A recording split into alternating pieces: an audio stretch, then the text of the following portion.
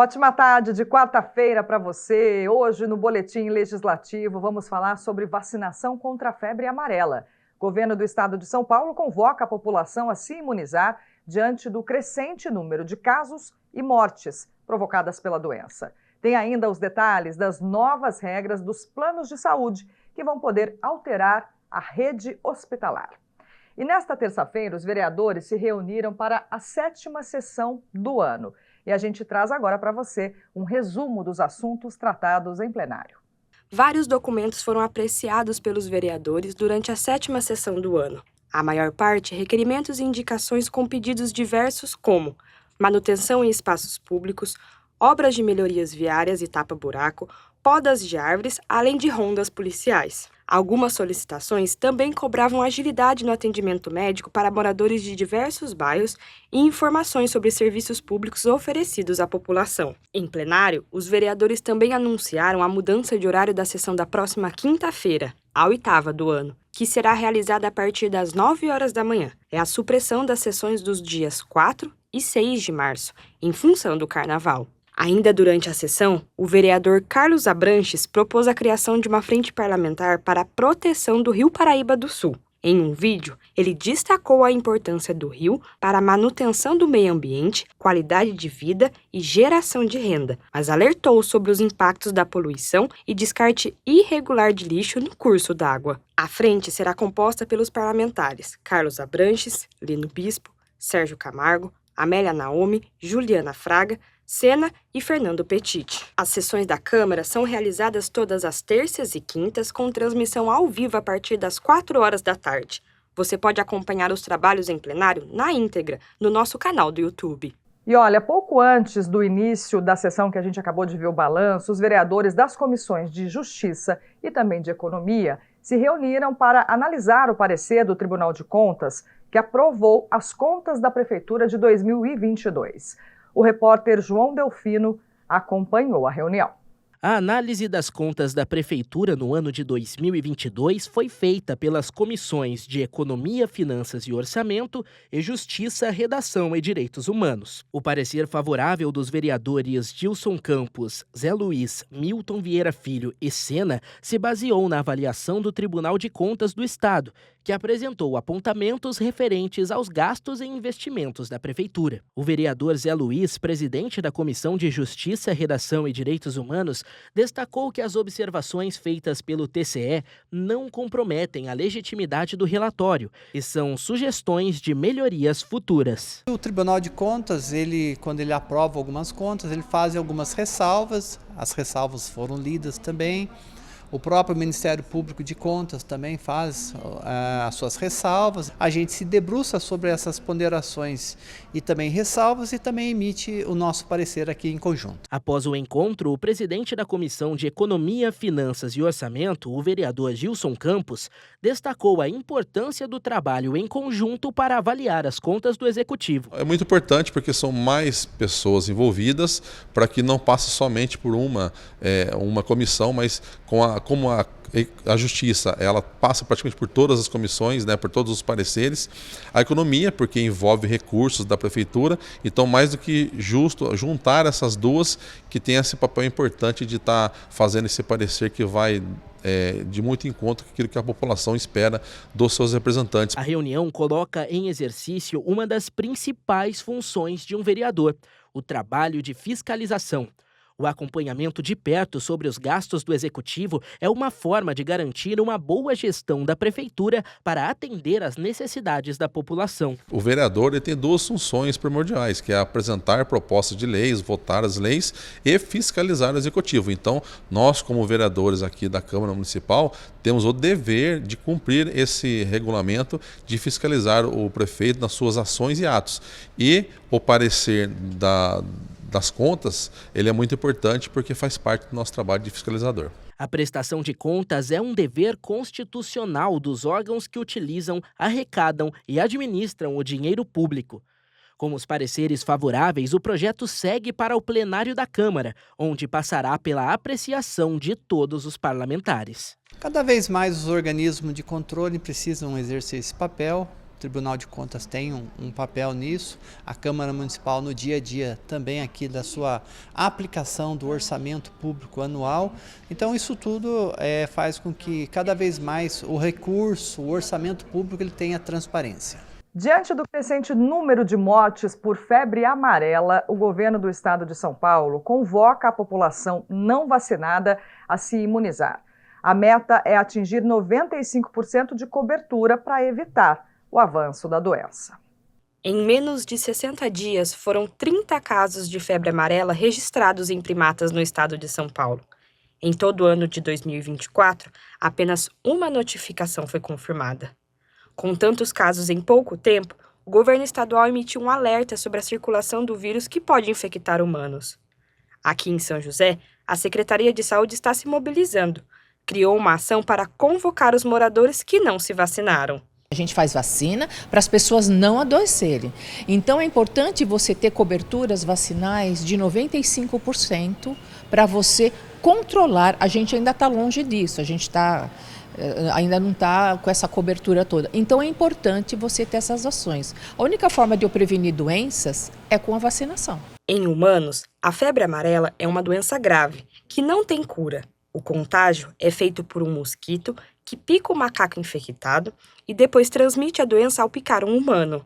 Segundo o Ministério da Saúde, foram registrados de junho de 2024 até o momento 13 casos de febre amarela em humanos, sendo 11 deles só no estado de São Paulo. O Vale do Paraíba já registra uma morte pela doença. Foi um homem de 52 anos, morador da cidade de Caçapava, vizinha de São José. A forma de prevenção mais eficaz é a vacina. Em São José, a cobertura vacinal chegou a 78% do público-alvo.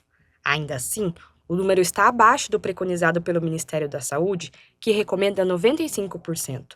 A vacina contra a febre amarela deve ser aplicada ainda nos primeiros meses de vida. Crianças menores de 4 anos tomam 2 doses, uma aos 9 meses e uma aos 4 anos. E todo mundo acima de 5 anos toma uma dose. A gente só faz reforço em criança se essa criança menor de 4 anos só recebeu uma dose quando ela tinha 9 meses ou com 4 anos, então a gente tem que fazer um reforço com 5 anos. O resto da população, todos tomam essa dose única. Esta médica infectologista explica que os sintomas da febre amarela são febre, calafrios, dor de cabeça e nas costas, náuseas e vômitos.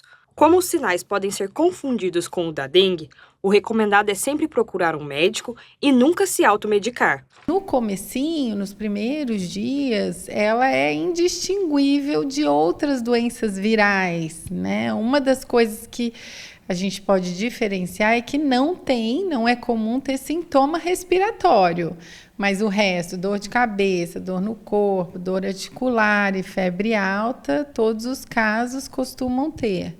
As pessoas que desenvolvem essa forma grave, você vai dar suporte, às vezes de UTI, hidratação, cuidado ao paciente crítico, né, para evitar complicações e o óbito.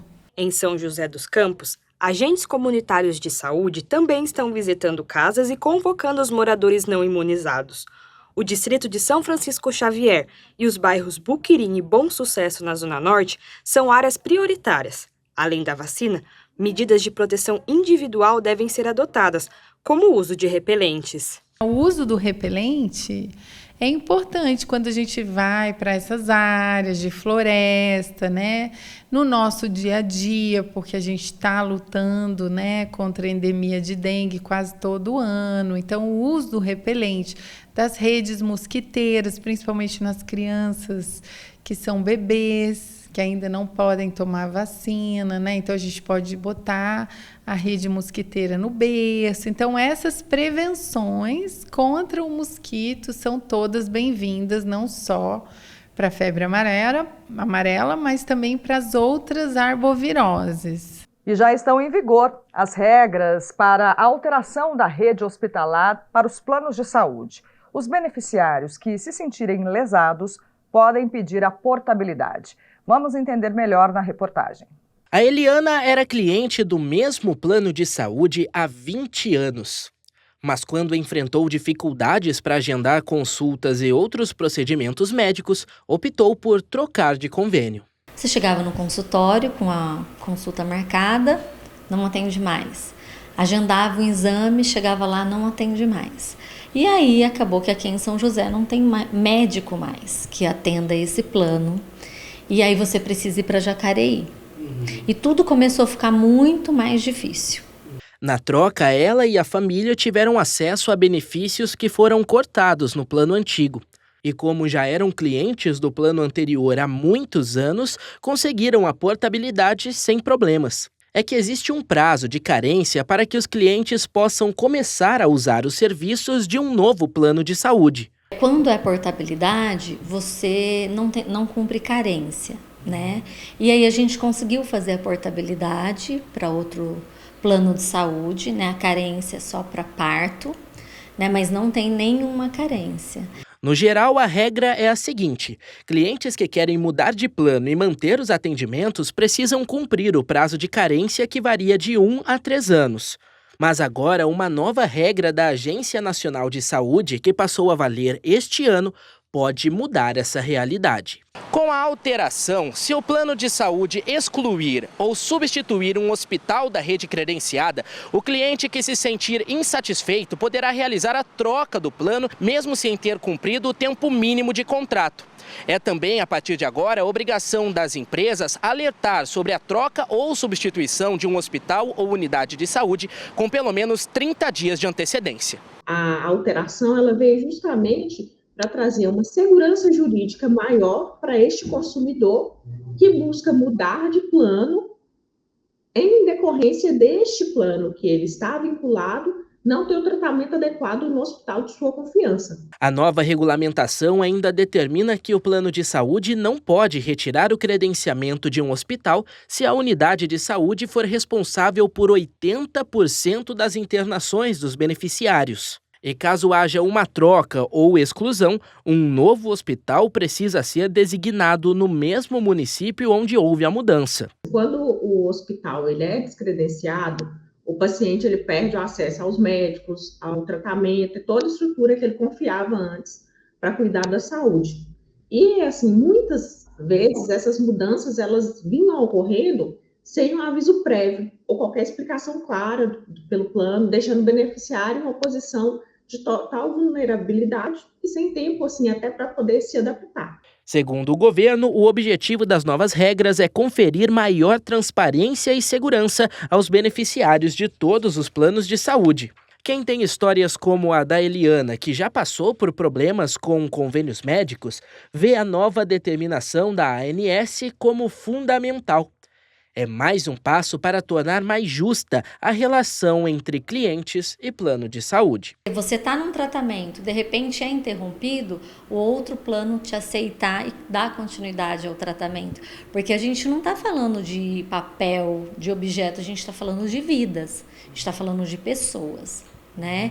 E quando você fala de pessoas, você fala de saúde, é algo muito delicado. Né? Eu já passei por um câncer e eu sei o quão importante é você ter o recurso ali no momento que você precisa. Imagina aquilo ser tirado de você de uma hora para outra. E toda quarta-feira aqui no Boletim, especialistas do Sebrae trazem dicas sobre empreendedorismo.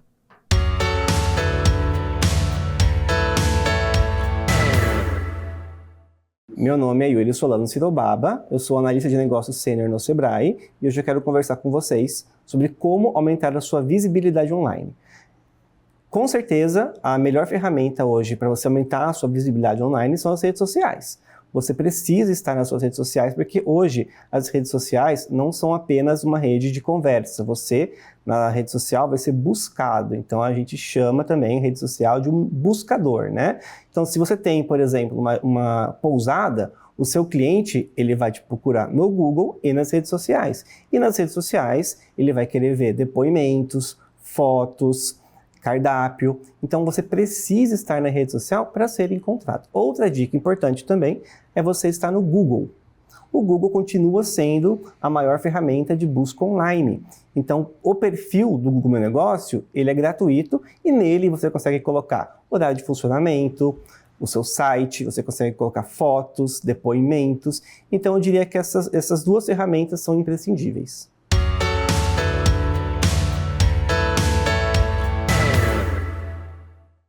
Dados da Anatel, a Agência Nacional de Telecomunicações, indicam que todos os meses os brasileiros recebem 1 bilhão de ligações do chamado marketing abusivo. Segundo a agência, o abuso acontece quando uma empresa realiza mais de 100 mil ligações por dia com o auxílio de robôs. E essas ligações não passam de 6 segundos. Em diversos momentos, Corifeu está assim, atendendo o celular ou recusando chamadas. Ele recebe cerca de 10 ligações de números desconhecidos por dia, uma situação que tem gerado incômodo há anos. Já tem uns 5 anos, mais ou menos, que eu recebo essas ligações e são mais ou menos de 5 a 10 ligações por dia. Né? Às vezes é 3 de manhã, 3 à tarde e na hora de finalizar o dia mais 3 ligações ali. Na maioria das vezes, as ligações são mudas. Em outras, algumas empresas tentam vender serviços ou produtos. Tem até cobranças no nome de outras pessoas. Ele até já tentou bloquear as chamadas, mas não adiantou muito. Eu me cadastrei nesses telefones para bloquear. Bloqueou. Mas aí passou alguns meses, retornaram as ligações. E também já tentei bloquear até mesmo do meu celular, assim, para não receber mais ligação. Mas não adianta, sempre troca de número para ficar ligando. O seu celular já ficou assim, cheio de chamadas de números desconhecidos? De acordo com a Anatel, a Agência Nacional de Telecomunicações, os brasileiros recebem mais de 1 bilhão de chamadas de telemarketing abusivo por mês. Mas, se você recebe chamadas de telemarketing sem consentimento e em grande quantidade, saiba que existem leis que garantem o seu direito de não ser incomodado. Essa advogada ressalta o Código de Defesa do Consumidor e a LGPD, Lei Geral de Proteção de Dados. Existe um artigo 39 do Código de Defesa do Consumidor que ele proíbe os fornecedores de produto, de serviços, enviarem qualquer fornecimento de produto, qualquer fornecimento de promoção, sem o aviso prévio e sem o consentimento do consumidor. E também tem a possibilidade do consumidor, se em qualquer momento ele quiser retirar os seus dados da base de dados das empresas, ele pode. Na Lei Geral de Proteção de Dados, tem 2 princípios. O princípio da necessidade e o princípio da finalidade. Dentro do princípio da necessidade, são quais os dados que são, de fato, necessários para o consumidor disponibilizar às empresas. Então, por exemplo, o telefone, eles normalmente sempre pedem, né? Mas o consumidor, se ele não quiser receber nenhuma promoção, nenhum dado da empresa, nenhuma ligação, ele pode se recusar a passar o telefone dele. Não tem nenhum problema. E a finalidade também seria por que a empresa vai entrar em contato. E para coibir esse tipo de prática abusiva, a Anatel tem criado uma série de medidas, como a plataforma Não Me Perturbe, que permite bloquear ligações de telemarketing, e o uso do prefixo 0303, por empresas que realizam mais de 10 mil chamadas diárias. Hoje, no Não Me Perturbe, nós temos o setor de telecomunicações e o setor financeiro. Então, o setor de varejo não está no Não Me Perturbe. Então, mesmo que o consumidor se cadastre ali, pode ser que uma empresa de varejo ou de seguro de saúde fique importunando, por exemplo. Então, isso é uma ação. Outra ação é o 0303. E aí, todos os setores da economia brasileira que ofertam produtos ou serviços devem ligar com o 0303. A Anatel, desde 2019, tem atuado em diversas frentes e continuará atuando, porque são as ações somadas que vêm permitindo uma melhor atuação. E mesmo assim, eu entendo que todos nós, né, brasileiros, recebemos ainda muitas ligações. Caso o consumidor continue recebendo as ligações indesejadas, mesmo após adotar essas medidas, a advogada reforça a importância de denunciar as empresas aos órgãos competentes, como o PROCON e a própria Anatel. Há a denúncia dentro do PROCON, né, que vai diretamente para a empresa. Então, por exemplo, se existe uma empresa específica que o consumidor ele sabe qual empresa é, ele pode ir até o Procon e abrir um processo contra essa empresa, tá? E também tem as outras questões da Anatel. Depois de sofrer há tantos anos com ligações indesejadas, Corifeu pensa em utilizar os serviços para acabar com o incômodo e também denunciar as empresas que insistem em ligar sem autorização. Ele acredita que ainda faltam medidas mais eficazes para coibir esse tipo de prática que prejudica a rotina de quem recebe inúmeras chamadas por dia. Falta deixar bem melhor essa lei para proibir de vez mesmo essas ligações que ficam incomodando as pessoas. E a gente confere agora a agenda de serviço com as vagas de emprego abertas no PAT. O PAT, Posto de Atendimento ao Trabalhador de São José dos Campos, tem oportunidades de emprego para ajudante de carga e descarga de mercadoria, ajudante de estruturas metálicas, ajudante de obras, ajudante de pátio de sucata, ajudante de serralheiro, analista de marketing, apontador de obras, arte finalista, assistente de vendas, atendente de telemarketing, auxiliar contábil, auxiliar de cozinha, auxiliar de crédito, auxiliar de lavanderia, auxiliar de limpeza, auxiliar de linha de produção, auxiliar de logística, auxiliar de manutenção predial, auxiliar de mecânico de autos, auxiliar de técnico de refrigeração, carpinteiro, churrasqueiro, consultor de vendas, cozinheiro, detetizador, desenhista industrial gráfico, eletricista de instalações, empregado doméstico diarista, encanador, encarregado de açougue, fiscal de piso, instalador fotovoltaico, instalador hidráulico, lavador de veículos, manicure e pedicure, mecânico de automóvel, mecânico de manutenção de ar-condicionado, montador de fechaduras, montador de móveis de madeira, motorista de caminhão basculante, oficial de manutenção predial, operador de caixa, operador de escavadeira, operador de injetora de plástico, operador de suporte técnico, operador de teleatendimento ativo, operador de telemarketing ativo, operador de telemarketing receptivo, operador de tratamento de esgoto, operador de vendas, pedreiro, preparador de sucata e aparas, recepcionista em geral, servente de obras, teleoperador ativo e vendedor interno. E ainda vagas para pessoa com deficiência nos cargos de almoxarife, auxiliar administrativo, inspetor de qualidade, operador de centro de usinagem com comando numérico, operador de telemarketing ativo e receptivo e repositor de mercadorias. Para se candidatar é fácil, é só comparecer ao PAT levando RG, CPF, carteira de trabalho e o cartão cidadão. O PAT fica na Praça Afonso Pena, número 175, no centro. Vamos saber como ficam as temperaturas na tarde de hoje e também amanhã na previsão do tempo. Na tarde desta quarta-feira, o clima segue com sol e muitas nuvens no céu ao longo do dia.